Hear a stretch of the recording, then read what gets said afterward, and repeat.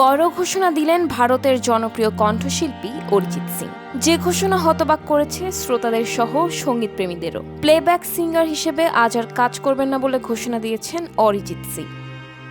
মঙ্গলবার ২৭ জানুয়ারি নিজের social media অ্যাকাউন্টে এই খবর জানিয়েছেন গায়ক নিজেই। ভারতীয় সঙ্গীত জগতে শীর্ষস্থানীয় গায়ক অরিজিৎ। ফলে আচমকা তার এই সিদ্ধান্ত সামনে আসার পর হতচকিত ভক্ত অনুরাগীরা। নিজের ইনস্টাগ্রাম ও ফেসবুক পোস্টে অরিজিৎ তার শ্রোতাদের ধন্যবাদ জানিয়েছেন। সবাইকে নতুন বছরের শুভেচ্ছা দিয়ে এই গায়ক জানিয়েছেন তিনি নতুন এক সফর শুরু করেছেন। প্লেব্যাক সিঙ্গার হিসেবে আর কাজ করবেন না, সেই যাত্রাপথে ইতি টানলেন।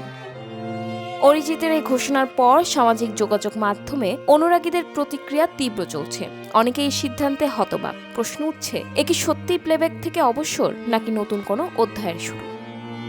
পশ্চিমবঙ্গের মুর্শিদাবাদের জিয়াগঞ্জ থেকে শুরু হয়েছিল অরিজিতের সঙ্গীত যাত্রা। আজ তার অনুরাগী ছড়িয়ে আছে বিশ্বজুড়ে। মাত্র ৩৮ বছর বয়সে তিনি ভারতের অন্যতম আলোচিত ও জনপ্রিয় সঙ্গীত শিল্পী।